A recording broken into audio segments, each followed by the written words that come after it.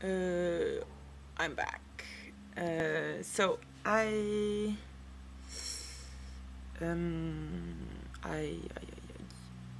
I, I think okay. It's clear we're doing a group piece. In any case, that's what we're doing. But of course, there's many different ways to present this thing. We don't need to think about this yet because we will be working for another 4 months before anything will happen. So, but I think it's good to keep thinking about. But I agree with both of you that we should. It's more interesting to try to think of how we do something together, being far away from each other, because this is somehow the main problem. For that, I also wanted to say that we have the possibility to do something in Paris between the 12th and so the 12th of January and the end of January. So if you're free, it would be nice if we can be there finally working together, or making, I don't know, a presentation like the first day of what we have done, and then we will see what happens, and then work on something, and then show again, I don't know what.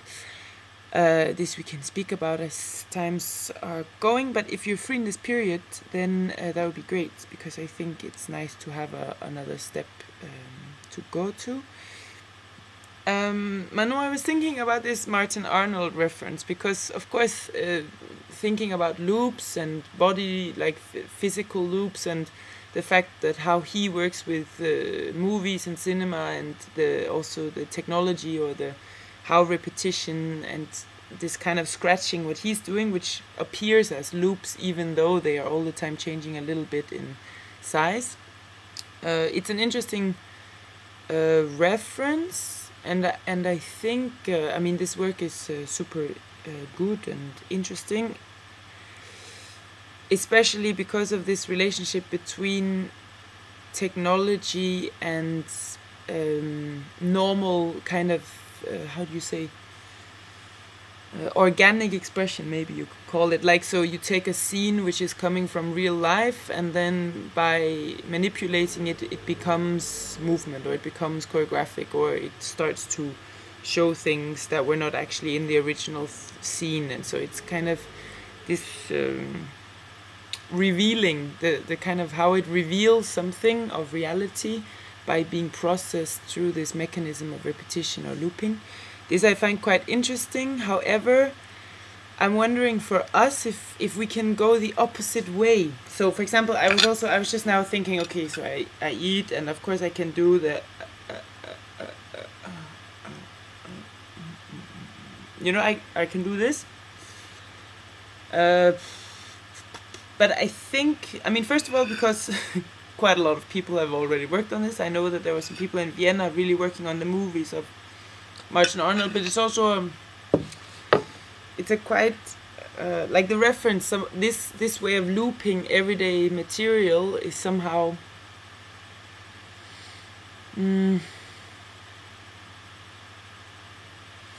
yeah. There's something about how in that work there is something about the everyday becoming special by using repetition as a way to make visible things that are not visible in real life. I'm wondering if so thinking again about this science fictional curve that we are taking, if it would be possible to think about expression, but from the opposite direction, so that we deal with abstract movement, but we work towards an expression which is extraordinary also. So, or normal, I don't know, and I don't know if there is something, for example, with the face. I know that Sia the other day was doing something with her eyes. I don't know what that was exactly, and I know that I was working the last weeks a bit on this also. So starting to work also on the facial muscles, the facial tensions. I also started doing very small things with the fingers, and so it's I think there's something interesting in exploring what this principle of looping that we are doing, transformative looping, what this is as expression. So not thinking of it only as an abstract material, but also really as something that can become expressive. And then the question is how it is expressive, what does it express, in which way. And that's where, again, I think the narrative aspect or the thinking or what we add. I actually didn't really start working on this yet because it's not so easy to access. I don't know if you have found a way into it yet, but I would like to try this. And actually I found a book which is a cartoon which I found quite interesting. I think it's even from a Danish guy, and it's kind of, I don't know if you can see anything. It's kind of landscapes, or what he's doing is kind of like, it's drawings of things. And I thought maybe there could be something in how we, do you see something? If not, I will check. Maybe I take some pictures and make it for you later. But what I thought we could maybe do, I don't know, like if we could have these kind of spaces, or we could try at least to have a score which is this kind of imaginary spaces, to see if this would be enough information already to start to influence the body movement. And now I'm thinking like, what when it would be a rocky mountain landscape, and then you do the trance dance within that, and you imagine this, and then that does something to your body, and this, what it does to your body, you can amplify, or you can work on as expression. I don't know if this is interesting or not, but I think I'm gonna try this the next days to see a little bit if something could come out of that. Because I think it's completely, Manon, what you were mentioning about these 5 different ways. I also think that size is for sure, like the amplitude of the movement is for sure one way, like the increase and the decrease, also the increase and decrease of tension. Also what I have been working on a lot is to go from binary rhythms, like so more tak tak tak tak on off, or something like 1 2, and then to more circular things, to more so actually working with how shapes are transforming, but not really thinking of them as shapes, but more as sensations. And also something about where is the gravity point in the body, and where is the, like almost thinking it as about the body as a kind of mechanism, that there is one part that produces resonance in the rest of the body. So that's also a bit connected. And I also started now doing things of